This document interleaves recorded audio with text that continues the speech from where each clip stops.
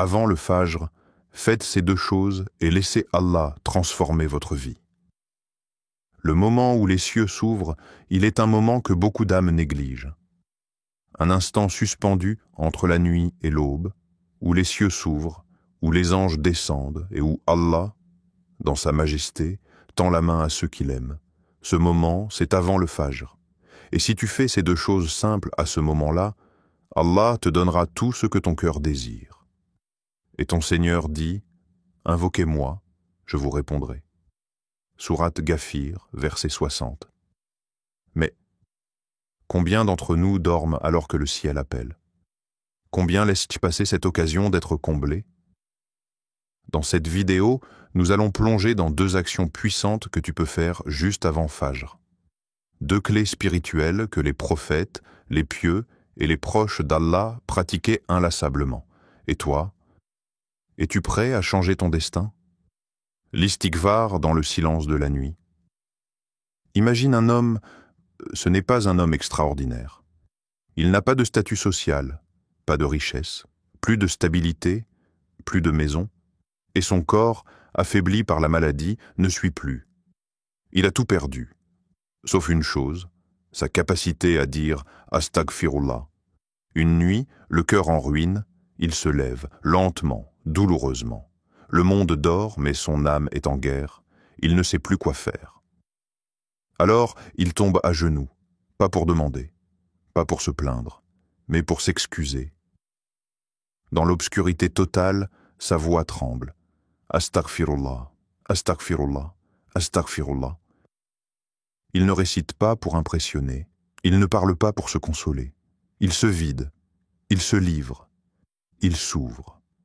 Et dans ce moment pur, il ressent quelque chose d'invisible, un calme étrange, une lumière dans la poitrine, une larme, mais une larme différente, celle du soulagement, celle du lien avec son Créateur.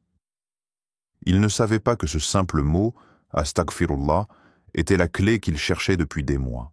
Il ne savait pas que dans cette nuit silencieuse où tous dorment, les cieux s'ouvrent. Il dormait peu la nuit, et aux dernières heures de la nuit, ils imploraient le pardon d'Allah. Sourate Ad-Dariyat, versets 17 à 18. Mais pourquoi cette paix intérieure? Pourquoi cette lumière après l'ombre? Pourquoi ce soulagement alors que les circonstances n'ont pas changé? Parce qu'il a compris quelque chose que même les puissants oublient parfois. L'âme ne guérit pas par les résultats. Elle guérit par le retour à Allah. Et ce retour commence souvent avec une seule parole. Pardonne-moi. Toi qui écoutes. Et si ce qui t'empêche d'avancer n'était pas une mauvaise stratégie, ni un mauvais entourage, ni un manque de chance? Et si c'était juste un poids invisible que tu portes sans t'en rendre compte? Le poids de tes péchés oubliés, des regards interdits, des paroles tranchantes, des prières négligées, des cœurs brisés que tu n'as jamais réparés? Et si chaque Astaghfirullah sincère était un chiffon doux qui nettoie doucement ton âme poussiéreuse? Tu sais, les plus grands bien-aimés d'Allah, les prophètes, les pieux, les saints de cette Ummah, demandaient Khano pardon des dizaines, des centaines de fois par jour. Le prophète Muhammad a dit « Par Allah, je demande pardon à Allah et je me repens à lui plus de 70 fois par jour. » Rapporté par Bukhari. Et pourtant, il n'a jamais péché. Toi, moi, nous péchons chaque jour. Et pourtant, nous dormons avant Fajr, comme si nous étions déjà en paix avec notre Créateur. Pourquoi pensons-nous que la solution viendra par le mental, par des calculs humains, par des stratégies sans foi? Allah est le seul qui détient les clés. Et parfois, il ne les donne qu'à ceux qui se lèvent quand tout le monde dort. Car c'est dans ce moment, avant le Fajr, qu'il observe. Qui cherche mon pardon? Je le lui accorderai.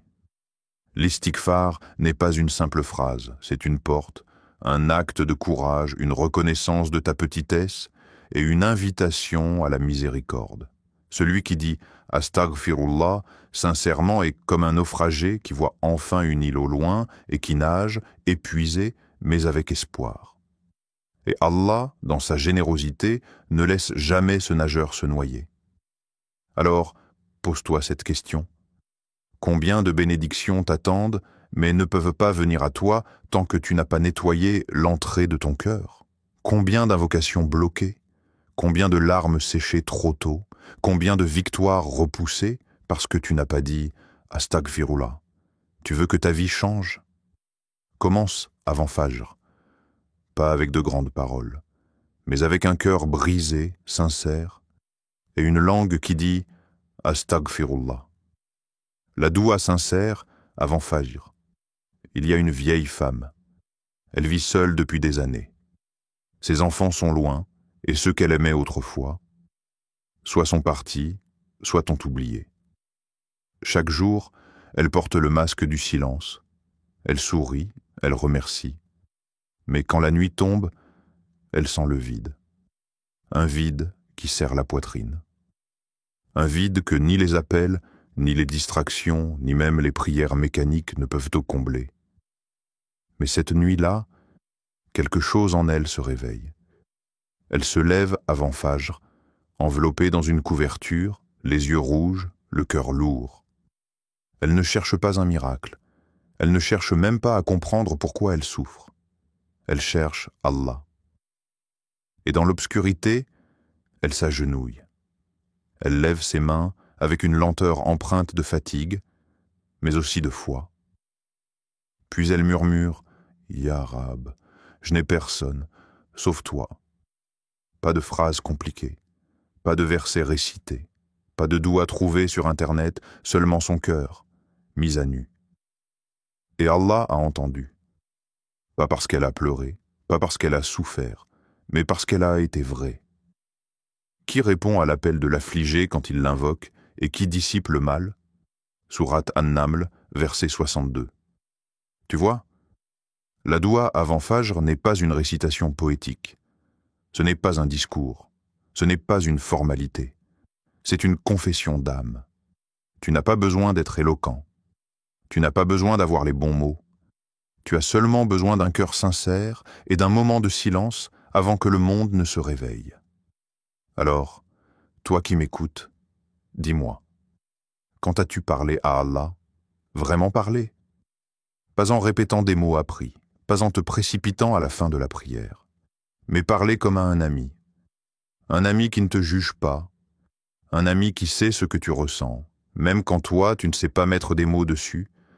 Pourquoi ne pas te lever une fois, juste une seule nuit, éteins ton téléphone, assieds-toi sur ton tapis, respire, et dis simplement « Ya Allah, je suis fatigué, je ne sais même plus quoi demander, mais je sais que tu m'écoutes ».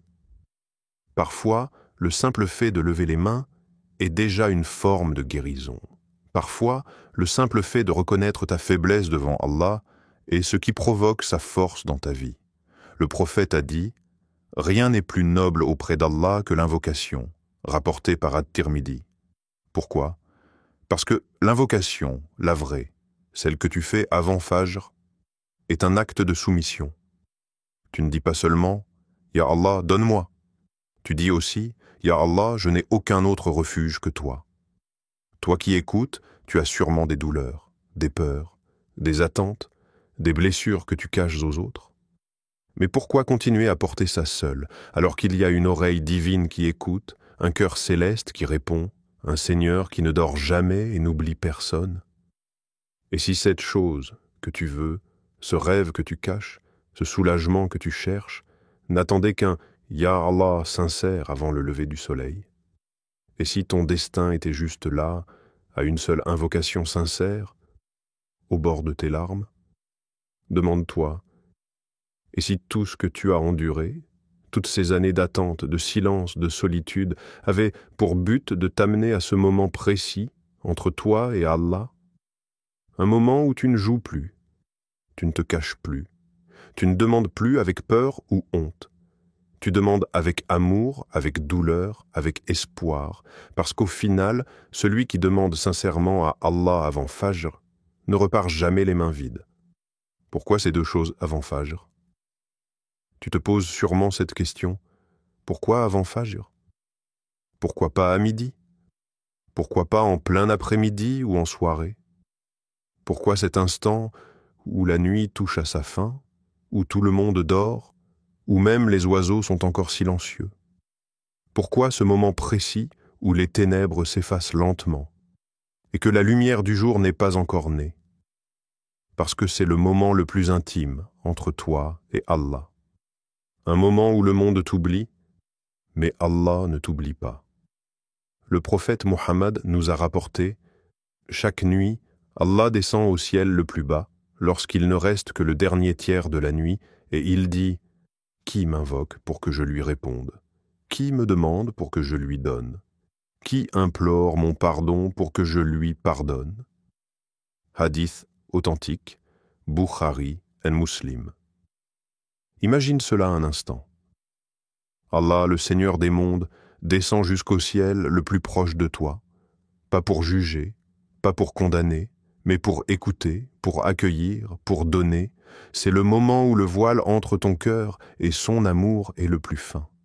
C'est un portail invisible qui ne s'ouvre que pour ceux qui cherchent Allah alors que le reste du monde dort. Et pourtant, combien de fois as-tu laissé passer cette fenêtre sacrée? Combien de fois as-tu ignoré cette invitation divine pour quelques minutes de sommeil en plus? Pour un rêve sans sens? Alors que le Créateur des rêves t'attendait? Tu vois, les deux clés dont nous avons parlé, l'istighfar et la doua sincère, elles sont puissantes à tout moment. Mais avant Fajr, elles deviennent des joyaux rares. Elles deviennent des codes secrets que seules les âmes éveillées connaissent. Pourquoi? Parce que c'est l'instant où le monde est silencieux, mais le ciel est vibrant de lumière. C'est à ce moment-là que les anges s'élèvent avec les invocations, que les pleurs sincères deviennent des perles sur le front, que les douleurs deviennent des prières, et que les prières deviennent des miracles. Pose-toi cette question maintenant. Et si le Fajr était la réponse que tu attendais? Et si, pendant que tu dormais, une bénédiction passait juste au-dessus de toi, cherchant un cœur éveillé pour s'y déposer? Allah descend au ciel le plus bas. Et toi, tu restes couché, alors que ton âme crie pour une sortie, un secours, une lumière. Il ne s'agit pas seulement de te réveiller physiquement. Il s'agit de réveiller ton âme. Te tenir debout avant Fajr, ce n'est pas juste un acte de dévotion. C'est une rencontre sacrée. Une rencontre où tu ne portes plus de masque, où tu n'as pas besoin d'être fort. Tu peux être brisé, en larmes, sans mots, et pourtant, tu es entendu. Ton Seigneur a dit « Invoquez-moi, je vous répondrai ». Sourate Ghafir, verset 60. Mais il n'a pas dit quand, il a dit « Invoquez-moi ». Et le prophète t'a révélé le meilleur moment, ce moment que les djinns et shaytans détestent que tu connaisses. Ce moment où les portes s'ouvrent, où les anges notent avec douceur, où Allah répond avec amour. Tu veux que ta vie change? Tu veux que ton cœur guérisse? Tu veux que les portes s'ouvrent, que les larmes cessent, que la paix revienne? Alors lève-toi, quand le monde dort, chuchote, quand tout est silence. Étends tes mains, quand le ciel est ouvert, et rappelle-toi, ceux qui cherchent Allah avant Fajr ne sont jamais perdus. Une promesse dans le Coran, pour ceux qui le cherchent avant l'aube, il y a des versets qui ne sont pas juste lus, mais vécus. Des versets qui entrent en toi comme une lumière qui déchire la nuit. Écoute celui-ci. Et quant à ceux qui auront persévéré en quête de notre satisfaction, nous les guiderons certes sur nos sentiers, et Allah est avec les bienfaisants. Sourate Al-Ankabut, verset 69. C'est une promesse, pas un souhait, pas une possibilité, mais une certitude divine.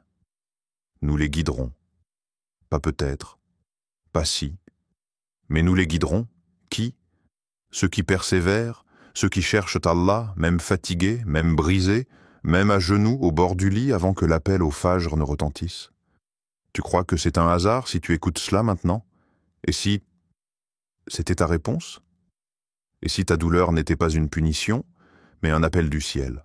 Cherche-moi dans le vide. Crie-moi dans le silence. Invoque-moi avec des larmes. Il se peut qu'Allah ait laissé certaines portes se fermer dans ta vie, juste pour que tu regardes enfin vers lui. car tant que tout allait bien, tu ne l'appelais pas.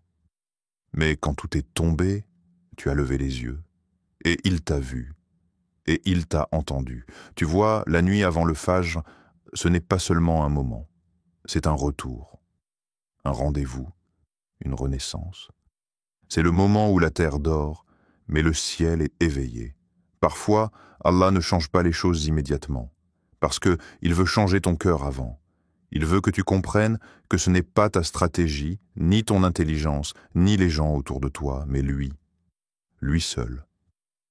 Et cette prise de conscience, elle arrive souvent dans les minutes qui précèdent le Fajr.